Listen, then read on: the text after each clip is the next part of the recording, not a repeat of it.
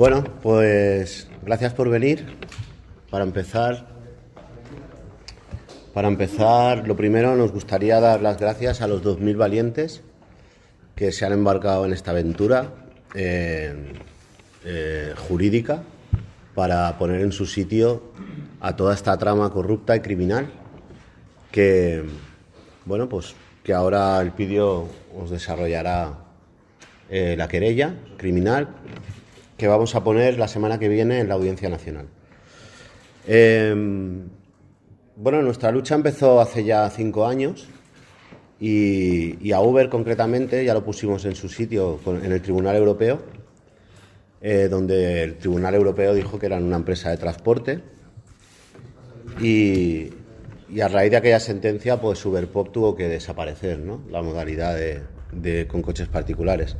Luego entraron con VTCs y bajo nuestro punto de vista están cometiendo de una forma continuada 8 delitos que son manipulación para alterar el precio de las cosas mediante engaño, administración desleal, delito contra la hacienda pública en 2 modalidades, delito contra el derecho de los trabajadores en 2 modalidades, blanqueo de capitales y estafa. Estos delitos podrían llegar hasta 58 años de prisión en caso de que los llegaran a condenar y vamos a querellarnos contra 2 aplicaciones, 11 empresas y 15 personas que son los responsables de todo esto.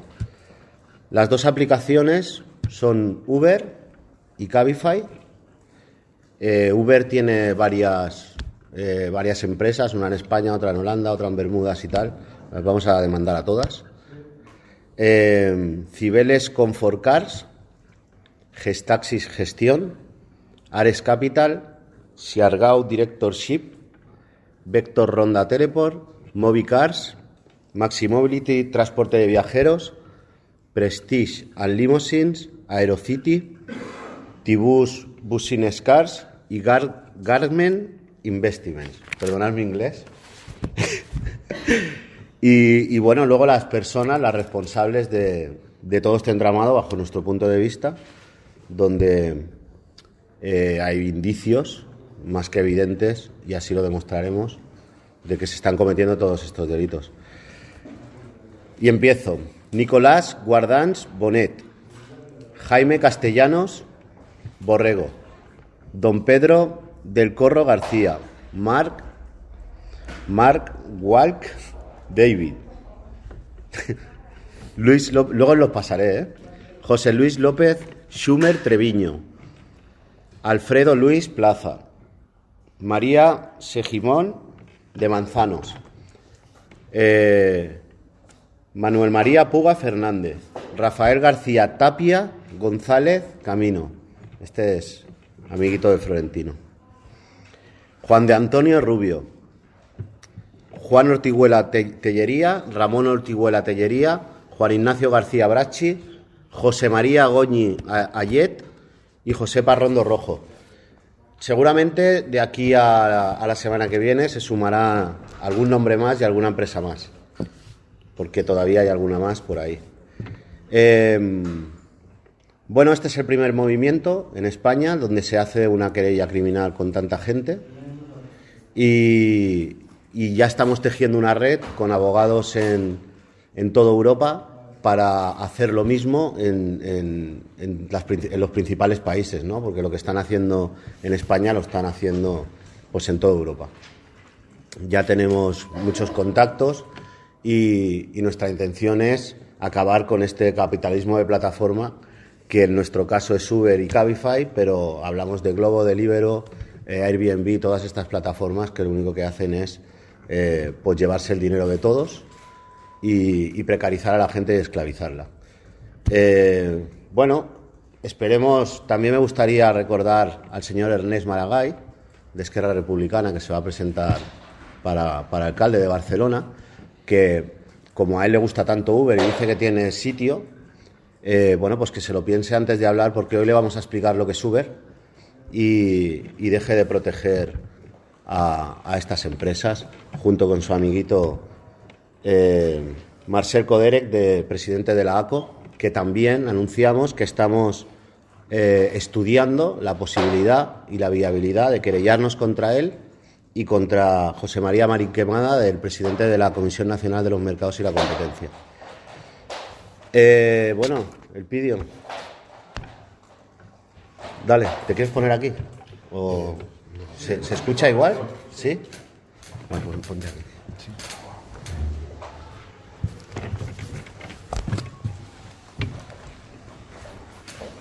Sí, buenos días.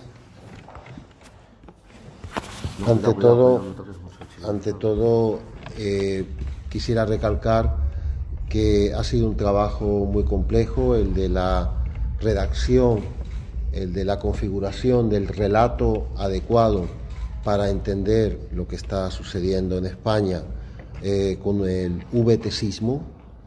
No era fácil desentrañar toda esta historia de 8 o 9 años aproximadamente de expolio, y aquí han ayudado principalmente las personas que han confiado, aún han confiado en la acción de la justicia en España.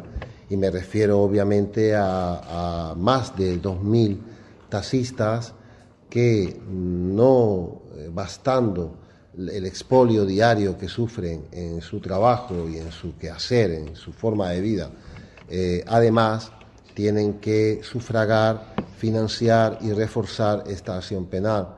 Agradecemos también la gran colaboración que han tenido en el tema del VTsismo muchos cargos públicos que son perfectamente conocedores de lo que está pasando y que están integrados en la querella como testigos. Y también agradecemos la labor de los peritos en esta querella, que a mi modo de ver han hecho un trabajo también muy relevante, puesto que han puesto claramente a nivel económico una realidad que no es en absoluto la realidad económica a la que se refiere la Comisión Nacional de los Mercados y de la Competencia, tanto en su versión central, desde Madrid, como en su versión autonómica. Bien, básicamente, ¿cuál es el relato que entendemos que genera toda esta trama criminal de un conjunto de empresas que son directamente VTsistas y 2 empresas, Uber y Cabify, que dicen que no son VTsistas y son meras mediadoras, cuando en realidad han engañado, por lo que respecta a España, a millones de personas? Cuando cualquiera de vosotros, no sé si ahora al salir de aquí, o mañana o pasado, vaya a coger un vehículo VTC, si es que lo vais a utilizar, debéis daros cuenta de lo siguiente. Va a aparecer una entidad que se significa como mediadora, que pudiera ser Uber o Cabify, y si esto no está sucediendo ya, porque se hayan dado cuenta de que no puede seguir siendo así, lo digo respecto del pasado, una mediadora que os va a cobrar por ese servicio de mediación un porcentaje, o directamente o porque está en el coste que repercute en el conductor. Eso que pagáis no tiene fundamento. Ese dinero que está incorporado en el coste del servicio de mediación no tiene ningún fundamento, por la sencilla razón de que ya se ha declarado judicialmente a nivel español, el Tribunal Supremo, lo hacemos constar en la querella, y a nivel del Tribunal Europeo, siento que el Tribunal Europeo otra vez se anticipara a lo que sucede en España, y han declarado con la mayor claridad que no es verdad, que no son ningunos mediadores, que eso es falso.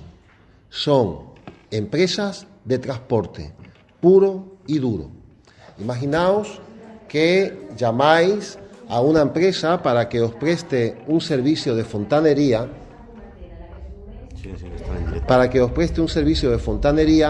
y antes de prestaros el servicio os atiende un y son lo mismo. Son lo mismo el mediador y la empresa de fontanería, y vosotros estáis soportando unos costes que pagáis por la mediación que no existe porque son transportistas.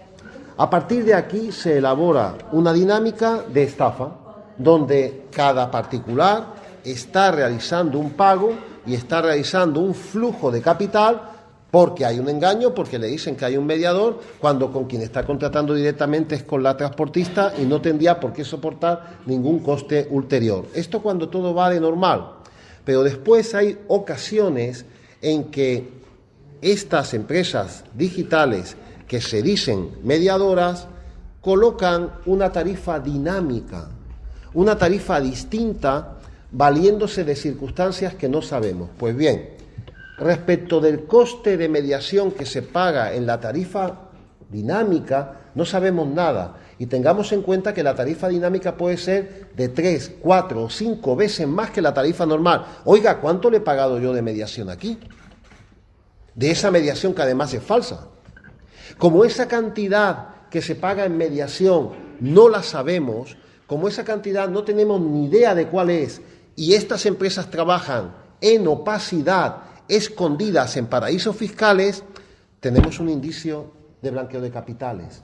Porque usted ha obtenido ilícitamente una cantidad como consecuencia de la estafa, pero además la tiene escondida porque yo no sé realmente, sobre todo en la tarifa dinámica, en la otra tampoco. Pueden ustedes ver la factura que no aparecen los conceptos claros y es evidente que hay un coste por la mediación, porque es un contrato con contraprestación, no es un regalo. No regalan nada, no consta como regalo. Por tanto, aquí ya empezamos a elaborar un relato donde, como consecuencia de esta falsedad y de este engaño, donde os cuentan que son una empresa mediadora en un marco de economía llamada colaborativa, que también ha sido señalada como otro engaño, partiendo de este cimiento, empezamos a elaborar más delitos. El primero, los falsos autónomos. Es decir, contratan a gente que son empleados por cuenta ajena de una manera muy radical, hasta el punto de que son prácticamente autómatas, porque los pagos, los clientes, las tarifas, la forma de llevar a cabo las rutas. Miren, la clave de que son autómatas es que hay una plaza en Madrid, la antigua plaza de Vázquez de Mella, hoy plaza de Pedro Cerolo, en el barrio de Chueca, donde me dicen que ya han entrado en la zona peatonal de la plaza y han bajado las escaleras 4 o 5, 9 VTCs. 9 se han ido por la escalera peatonal. Esto se explica porque el empleado está absolutamente sometido, digo, prácticamente es un autómata, es decir, está mucho más sometido que cualquiera de nosotros a un férreo control que determina que de falso de autónomo auténtico, nada de nada. Estamos hablando, por tanto, de empleados por cuenta ajena a los que se les ha privado de todos sus derechos, mandándolos al casillero de los autónomos. Y que además con esto se consigue no pagar la seguridad social que corresponde a estos autónomos. Hablamos de 2 delitos que están contemplados como delitos contra los derechos de los trabajadores, en este caso en el artículo 311 del Código Penal, en los apartados primero y segundo. Como la estafa además ha funcionado durante tantos años y de una manera tan generalizada, nos vamos a los tipos penales reduplicativamente agravados del 252 del Código Penal, por el número de personas afectadas, por el perjuicio, por lo que implica el perjuicio desde el punto de vista del interés general y por las cantidades económicas que podemos notoriamente presumir que son muy elevadas, desde luego muy superiores a los 50.000 euros, incluso yo entiendo que superiores a los 250.000. Pero es que además, en este relato engañoso, otra cosa que estoy haciendo es no pagar el IVA. No pago el IVA, me lo guardo. Es decir, cuando la empresa de mediadora lleva a cabo una gestión con el transportista, debe pagar el IVA. Se inventan que no, porque dicen que como son una empresa de mediación, miren ustedes lo importante que es este dato de engaño. No, mire usted, es que yo no soy transportista. Yo soy una empresa de mediación que tengo mis derechos y mis royalties de propiedad intelectual consolidados en Holanda, en Uber BV, y desde allí es desde donde se realiza la actividad, y por tanto, como ese es el objeto de la actividad, usted me paga por algo que se residencia allí. Yo no realizo ningún contrato de transporte en España. Eso será el conductor, el VTCista. Falso, falso. Y por tanto no habéis pagado el IVA durante mucho tiempo. Ese IVA está sin pagar. Y tampoco está facturado el IVA que corresponda a la relación con el cliente. Porque como ya hemos visto que no son meros mediadores, no solamente hay una relación con el VTCista autónomo que lo sea de verdad, porque para cuando haya un caso en el que el VTCista no sea autónomo, sino un empleado por cuenta ajena disfrazado de autónomo, ahí no pago IVA. Ahí respondo por el delito del 311 porque lo que no pago es seguridad social. Y cuando el conductor de verdad es autónomo, ¿y el IVA? ¿Por qué no lo pagas? Sin contar respecto de lo que pudiéramos analizar en relación con el delito de sociedades, que todavía no hemos abordado y no está en la querella. Pero respecto del IVA, no nos cabe la menor duda, porque además no pueden atenerse tampoco al IVA intracomunitario que rige en Holanda, porque no hay ninguna exportación. ¿Exportación de qué? ¿Qué estás exportando? Imagínense que me pongo a trabajar para un despacho y les digo, os exportaré mis conocimientos. Me voy a ir a vivir, miradme bien en el despacho, porque me voy a situar en las Islas Vírgenes Británicas, ¿vale? Y yo cuando os haga una querella, cuando os haga una demanda, yo no trabajo nada de España, esto es exportación de conocimientos, ¿vale? Y yo allí vivo y lo que gane en España está exento porque resido allí. De verdad sería un festival esto. Con la exportación de conocimientos todos viviríamos donde nos diera la gana, todos nos radicaríamos donde nos pareciera y no tendríamos que pagar tributos a la Hacienda Pública Española. Por tanto, ya hemos recorrido con el relato la estafa, ya hemos recorrido los delitos contra los trabajadores, ya hemos recorrido también los delitos contra la hacienda pública. También he mencionado el blanqueo de capitales. Es notorio, además, en relación con el blanqueo de capitales, es público y notorio, ha sido publicado y difundido y viralizado ampliamente en las redes sociales que determinados inversores denominados boliburgueses que están siendo investigados por delitos de blanqueo de capitales en los Estados Unidos de América, y tenemos noticias que concretamente en el estado de Texas, pero en general en los Estados Unidos están siendo investigados, han participado en la red VTCista desde los paraísos fiscales. Y esto ya es ayudar al blanqueo. Aquí ya no es autoblanqueo. Estas cantidades que yo no puedo medir, como decía de la estafa, yo no sé exactamente qué es lo que me habéis cobrado por el servicio de intermediación y entonces estoy ocultando esa cantidad. Yo tampoco sé exactamente cuánto impuesto de IVA concretamente no has abonado porque yo no tengo clara la liquidación de tus situaciones a través de los falsos autónomos, sino que además se ayuda, fundamentalmente en el ramal de Cabify, se ayuda a que otros puedan entrar y lavar sus activos, con lo cual es blanqueo de capitales puro y duro del artículo 301 del Código Penal. Pero es que además las entidades que participan en todo esto no son entidades huérfanas, tienen administradores y estos administradores están soportando todas las obligaciones legales contempladas en la legislación mercantil y en el Código Penal, en el artículo 252 del Código Penal, actualmente delito de administración desleal, que recupera el tipo penal que antes se regulaba, creo recordar que en el 295, hablo de memoria, del Código Penal. Por tanto, también hay una responsabilidad de estos administradores, porque obviamente la administración es desleal al conducir a sus empresas por estos mecanismos tan burdos de gestión permanente de la actividad mercantil a través del arrendamiento de los vehículos de transporte con conductor. Todo esto, todos estos delitos abundan en una exhibición permanente que se ha llevado a cabo por determinados agentes del VTCismo, en el sentido de que son la vanguardia tecnológica, en el sentido de que su reputación es intachable y que están haciendo un gran bien al ámbito corporativo. ¿Cómo? Todos los días infringiendo absolutamente el marco normativo, regulatorio y administrativo del VTC. Es decir, a todo este relato hay que sumar que el VTCismo digital, no el VTCismo tradicional que convive con el taxi sin el menor problema, el VTCismo digital se ha consolidado en las ciudades españolas con el siguiente relato.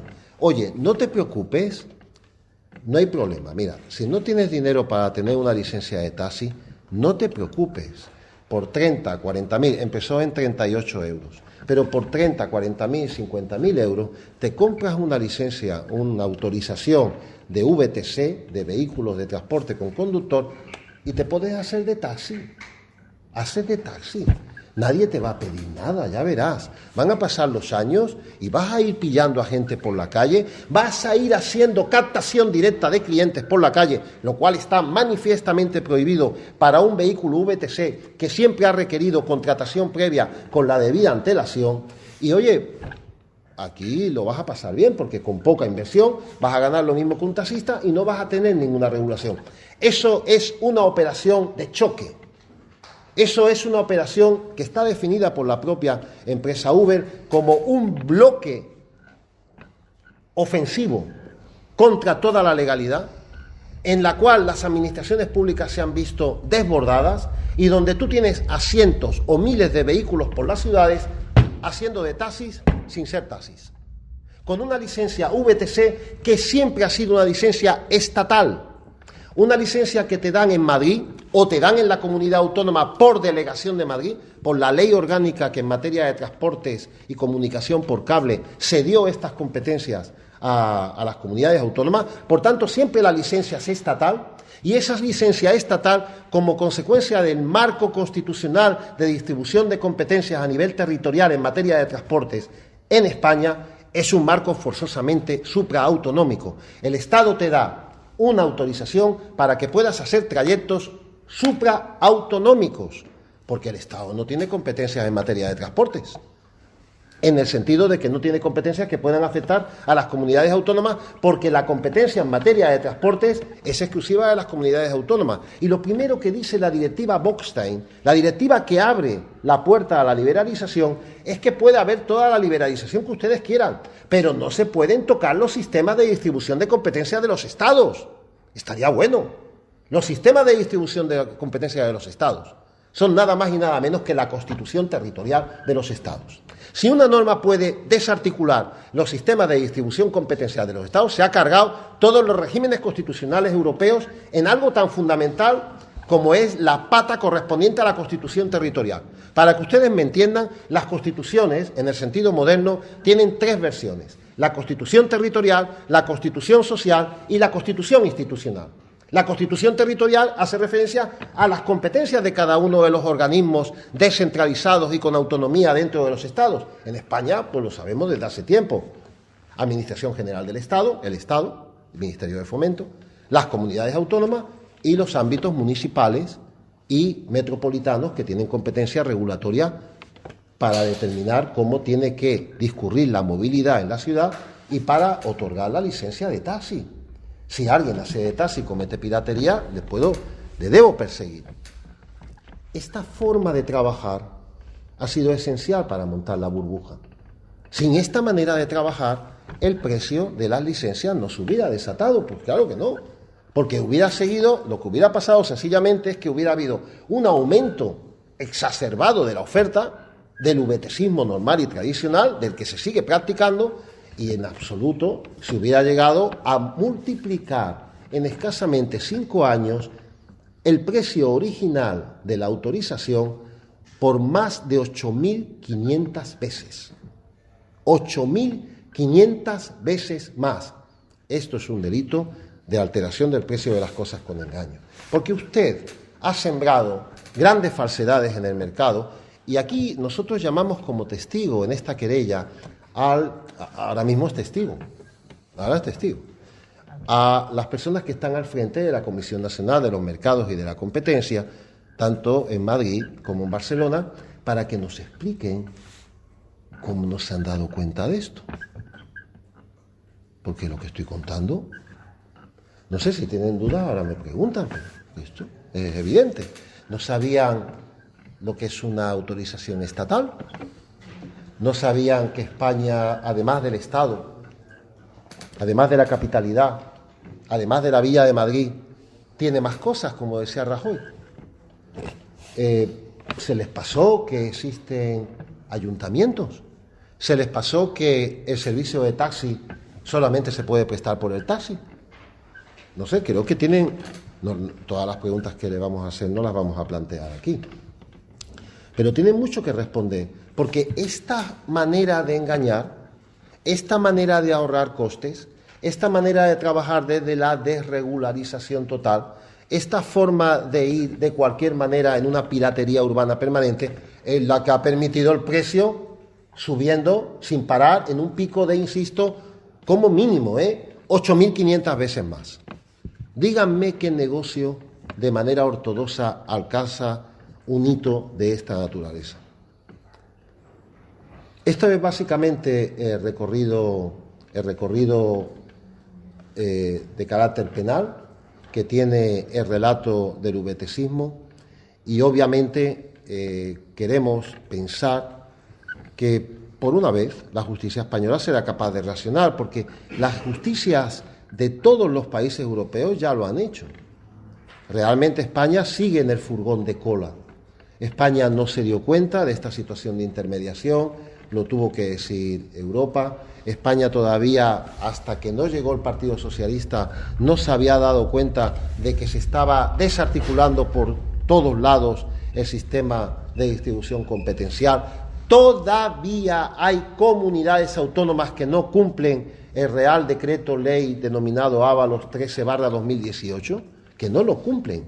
Es la Comunidad Autónoma de Madrid y es la Comunidad Autónoma de Andalucía. Todavía hay ayuntamientos que no se dan cuenta de lo que está sucediendo. Me acabo de enterar de que el Ayuntamiento de Madrid les ha constituido una zona de parking en la estación de Atocha al VTCismo, y creo que es indispensable que este relato vaya tomando forma a nivel judicial y que se investigue muy a fondo qué ha sucedido aquí, cómo es posible que se haya llegado a una situación tan disparatada, con tantos afectados desde el punto de vista de los usuarios, desde el punto de vista de los taxis, desde el punto de vista del interés público general, desde el punto de vista de la movilidad, desde el punto de vista de la seguridad del mercado. Un mercado no se puede nutrir con este tipo de inversores, desde el punto de vista de los accionistas que han invertido en las empresas del VTCismo. Miren qué cosa más interesante.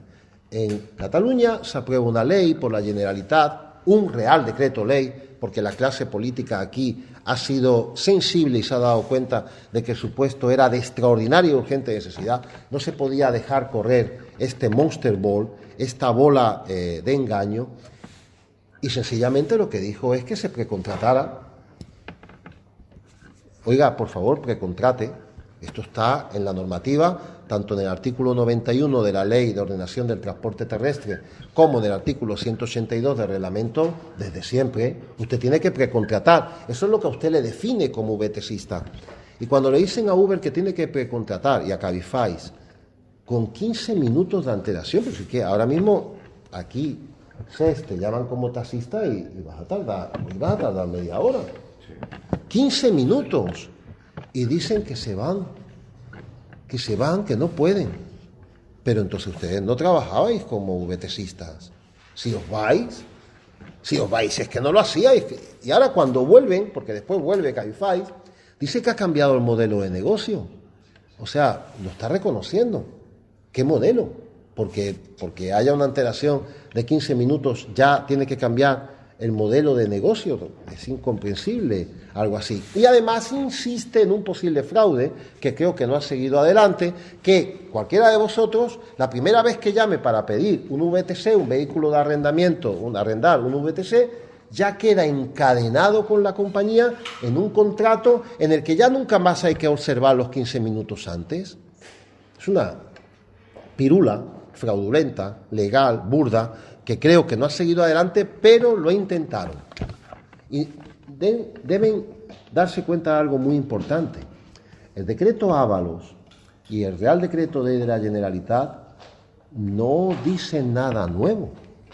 Prácticamente, salvo decir que precontratar es 15 minutos de antelación, que eso es algo nuevo en favor de los VTC, porque para mí la antelación era un día, 15 horas, no 15 minutos. salvo esa precisión, que ya digo, más bien favorece al VTCismo, se ha corregido ahora en el reglamento metropolitano a través del mecanismo de 60 minutos, creo, ¿no? Sí.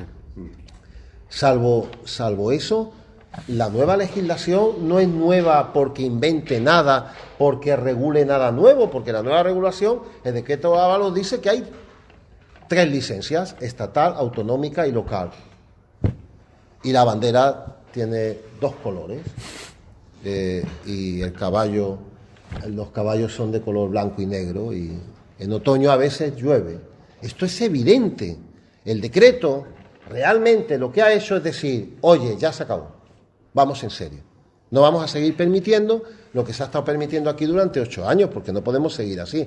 Es más bien realzar, recalcar lo que era la normativa legal, y mucho más la norma autonómica de la Generalitat, que se ha extendido, afortunadamente, a otras comunidades autónomas, como Euskadi, Baleares, Valencia. Bien, este es el recorrido penal, y por ahora son aproximadamente 2.000 personas. Creemos que el taxi va a reaccionar muy favorablemente respecto a estos hechos, y esperamos que la justicia haga la investigación que corresponde, entendiendo que, tratándose de empresas tecnológicas, las pruebas, muchas de las pruebas que tenemos que pedir, no las podemos poner en papel. Necesitamos que se declaren secretas las actuaciones para que podamos pedir esas pruebas, ya que si las pusiéramos en papel, desvelaríamos la estrategia de prueba a nivel procesal, y con ello se podía desarticular esa prueba o desvirtuar. Solamente os quiero comentar algo muy importante respecto a este tema del que tanto se habla últimamente, que son los algoritmos. Nuestras vidas dependen en buena medida hoy de esta forma. Un algoritmo es sencillamente un protocolo de pasos para resolver un problema, y que puede tener un perfil perfectamente organizado de antemano, sistematizado, y un perfil de problemas que se puede resolver. Un algoritmo es sencillamente el método manual que utilizan ustedes para llevar a cabo una multiplicación o una división, pero un algoritmo de búsqueda de datos o un algoritmo que está funcionando en Internet puede tener sesgos muy importantes. Si la plataforma digital sabe que cuando tú vas a llamar por teléfono le consta que tu madre está enferma y que estás llamando a las 2 de la mañana porque no tienes otra opción, y te suben el precio 10 veces más, ese aprovechamiento de datos privados por parte del algoritmo entendemos que puede ser un escándalo sin precedentes a nivel corporativo. Aquí hay que investigar. Muchas gracias.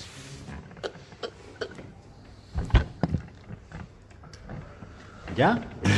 ¿Tienes alguna pregunta? ¿Se trata de una querella colectiva o a nivel individual la que existe, y el recorrido que puede tener a partir de ahora? La querella, dados los mecanismos que nos brinda una ley por la que se regula el proceso penal español, que es de la época de las carretas, del año 1882, es que cada persona es querellante, no es colectivo, porque no lo permite propiamente de una manera clara la ley en España, y así seguimos. El recorrido dependerá del aparato judicial español. La experiencia de los españoles en ese sentido es muy diversa. Nosotros ya hemos señalado el peligro que supone que el ámbito penal esté a recaudo en determinadas situaciones de los jueces centrales de instrucción. Nosotros también hemos denunciado públicamente y hemos escrito sobre ello, yo concretamente, que carece de sentido que España al día de hoy todavía no tenga una justicia penal económica. Yo no sé, no es tan malo ir a Francia y está ahí al lado, de verdad, es un país bastante hermoso y tiene instituciones muy avanzadas. No vendría mal ir allí y echarle un vistazo a esto. Entendemos además que el aparato judicial español está muy sesgado. Yo personalmente he formulado una querella criminal en relación con una asociación llamada Atenas contra todos los miembros del Consejo General del Poder Judicial por un sesgo político evidente que entendemos en los nombramientos. Lo último que me he enterado hace 2 semanas es que 2 magistrados que habían sido revocados de sus cargos por la justicia española, el Consejo General del Poder Judicial ha insistido en mantenerlo en sus puestos. Hay querellas de todo tipo que en España no se admiten a trámite y se deberían de admitir. en este país la admisión de una querella a trámite es un hecho que está sometido a una actividad casi graciosa por parte de los tribunales, graciosa en el sentido de derecho de gracia, graciosa en el sentido de un derecho sometido a un grado de discrecionalidad que incurre a veces en la arbitrariedad. Por tanto, vamos a ver. ¿Y en qué punto está la querella civil que pusieron anteriormente? ¿Perdón?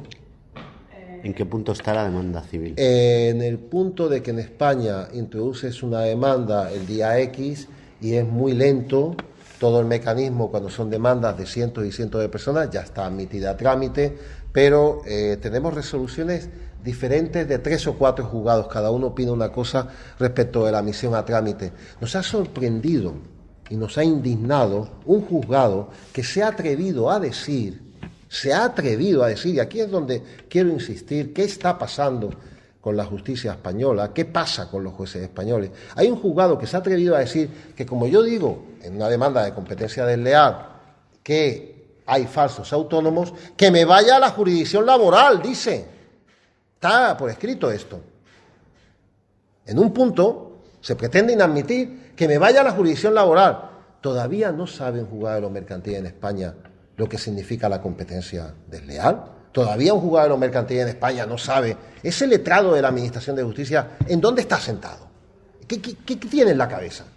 Usted no sabe que en el ámbito en que usted está regulando jurisdiccionalmente la defensa de la competencia en términos de lealtad, los juzgados de lo mercantil conocen de las demandas por competencia desleal, usted tiene que conocer también de las normas que hayan sido infringidas en el ámbito de otros ordenamientos para generar esa competencia desleal. También he dicho que hay problemas con el pago de los tributos y nadie me ha mandado a la administración, al contencioso administrativo. Es decir, así no podemos seguir. Con la justicia española tenemos un problema serio, esto lo sabe ya media España, y en Cataluña afortunadamente lo sabe más gente todavía, o desafortunadamente. Lo digo por el perjuicio que se ha causado con el juicio del proceso. Sí, una pregunta para Élite. ¿Por qué ahora presentáis esta querella? ¿No estáis satisfechos después de que la EMB esta semana haya concedido esta hora? Es decir, un poquito, ¿hasta cuándo esta ofensiva contra la... Hasta que acabemos con ellos. Nosotros no vamos a parar. Sí, sabemos que... bueno, pero ¿le va a preguntar a alguien a él? Porque no vamos a estar. Y luego ya tú a él. Y ahora te respondo yo a ti. ¿Vale? Pregunta. No, perdone, es que ¿por qué a la defensa de los derechos le llama usted ofensiva? Quiero decir, usted, a mí me parece curioso, la verdad. Esto es lo que digo, que en otros países le rogaría, por favor, que se documentara sobre lo que están significando las plataformas digitales a nivel mundial. Miren, universidades como Stanford, Yale, Harvard, UCL en Londres. Puede usted leer artículos que hablan de la ofensiva de estas plataformas digitales. Hay quien ha hablado de una técnica que se está utilizando de ofensiva como la Wehrmacht, la Blitz, el bloque ofensivo contra una comunidad. El TASI no está lanzando ninguna ofensiva. El TASI se defiende como puede. Una querella como esta requiere un tratamiento muy grande de tiempo y de recabamiento de pruebas.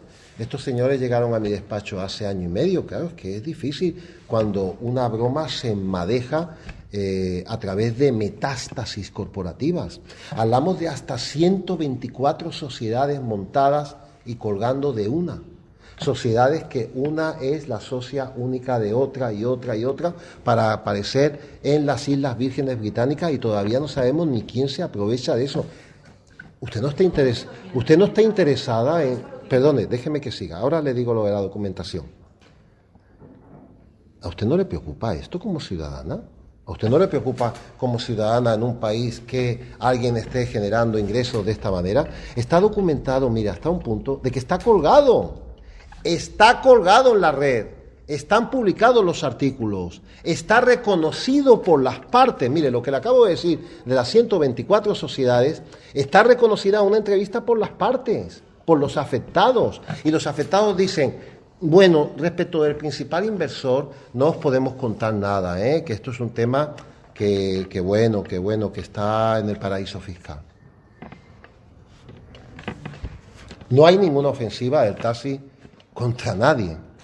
El taxi se defiende como puede, son trabajadores, personitas como yo, como ustedes, hacen su trabajo diariamente si les dejan, han sobrevivido a la crisis y parece que sobrevivir a la crisis en España y mantener un trabajo digno, pues es algo muy reprochable. Sí. Yo quería preguntar sobre testigos en cargos públicos, no sé cuáles van a ser. Está relatado, sí. Está relatado en la... Sí, de los testigos, sí. Pero bueno, ya les digo, cualquier cargo público, lo sabe cualquier jefe de policía local, de cualquier ciudad en la que le hablo, sabe lo que pasa todos los días. O sea, todo... Pero usted también lo sabe, pero si lo sabe todo el mundo. Usted va por la calle y hay coches que se llaman VTC y que le paran y que se pueden montar y tal. Y esto no está permitido por el decreto Ábalos. El decreto Ábalos ha dado una moratoria para trabajar sin licencia municipal durante 4 años para velar por los VTCistas de buena fe a los que metieron en todo este rollo y no se enteraban de nada. ¿Me explico? Porque claro, el gobierno dijo, oye, con la que se ha liado, aquí habrá habido gente que de buena fe ha comprado la licencia y vaya la historia que se ha montado aquí. Lo que no dice el decreto Ábalos es que se incumpla la legalidad y que un vehículo haga de taxi sin ser taxi y vaya captando a gente por la calle. No sé si con esto le... Entiendo que cargos públicos no se refiere tanto en política, sino... No, cargos, bueno, son cargos públicos en el sentido de que un cargo público es un subdirector general, un cargo público es un jefe de negociado o que esté al frente de una institución de supervisión. Cargo público no hace referencia solamente a la clase política. Yo comprendo que la plutocracia en España puede generar esa imagen, pero no, la mayoría de los cargos públicos en España, gracias a los cuales España funciona más mal que bien, pero funciona todos los días, son cargos administrativos que están en las áreas metropolitanas, en los ayuntamientos, en las comunidades autónomas, cargos administrativos que conocen de primera mano porque aquí había una situación de extraordinaria y urgente necesidad para resolver este problema. Es decir, aparte de que en algún caso también políticos, porque hay políticos que en función de los informes que se han recabado y en función de una gran información a la que han sido sometidos, conocen perfectamente este problema y han podido reaccionar convenientemente frente a él. Y también quería incidir en la trama. No sé si podría desentrañar de cuál cree que... Bueno, hay una red de sociedades, por ejemplo, las 124 sociedades que cuelgan de una son una trama. Una metástasis, entiendo yo, societaria. También se le ha llamado recientemente, así consta también en nuestros informes periciales, pero por un juzgado de lo social de Barcelona se los ha denominado literalmente como grupo patológico de empresas. Es decir, es un grupo de empresas que realmente lo que está es persiguiendo fines que no hacen referencia a un objeto económico, porque si ustedes van a realizar, por ejemplo, la compraventa de 4 inmuebles a la vez, montar 124 sociedades sale como caro, ¿verdad? Claro. Y si todo esto tiene el asiento en paraísos fiscales donde el secreto bancario prácticamente es un auto de fe. También ha mencionado Estados Unidos, no sé si puedo volver a explicar esa parte. Hay una publicación, está en la red, son varias publicaciones acerca de un grupo denominado boliburgueses que está siendo investigado y que ha entrado en el VTCismo y ha invertido en las VTC. Si ese dato es verdad, que tiene que comprobarse obviamente, pero es tan fácil como dirigir una comisión rogatoria a los Estados Unidos de América, es decir, son datos no son datos especulativos, son datos cuya concreción se determina con una mera llamada a nivel policial interno. Estamos en un ámbito de colaboración con actividades penales y por tanto con lavado de activos porque el dinero viene desde Islas Vírgenes. Viene desde Islas Vírgenes aquí y así lo reconocen los propios afectados. Heu dit que estudieu querellar-vos també contra el president de l'Autoritat Catalana de la Competència, o el seu poder, de què depèn això? Bueno, veremos la viabilidad que hay. Tenemos que estudiarlo. Nos cambiamos. Vamos a cambiar. Va a haber Que más... si no se oye. No, pero da igual. Sí. No, que se desmonta. No lo toques. Todo lo tuyo y... No, que no. Que nos tenemos que cambiar. No vamos a cambiar todos los micros. Ya.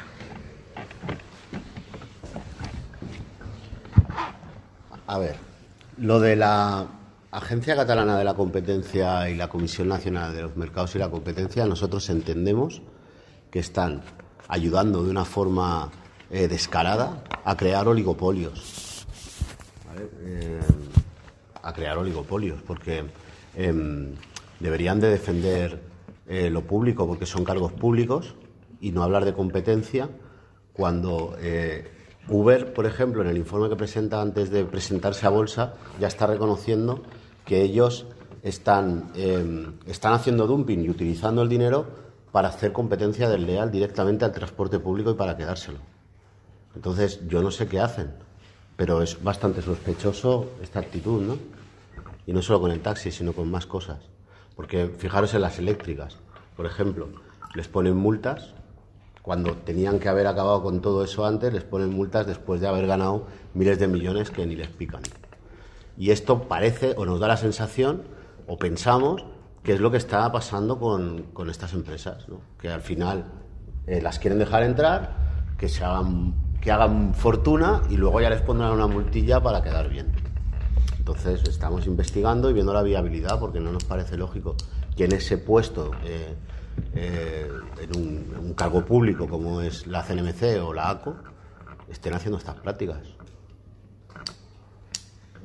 Sí. La pregunta y luego saber si estas 2.000 querellas son solo de taxistas de Cataluña o del resto de España. No, es de todo el territorio nacional. Hay de Madrid, de Barcelona, de Valencia, de Bilbao, de Guecho, de Sevilla, de la Costa del Sol, de Coruña.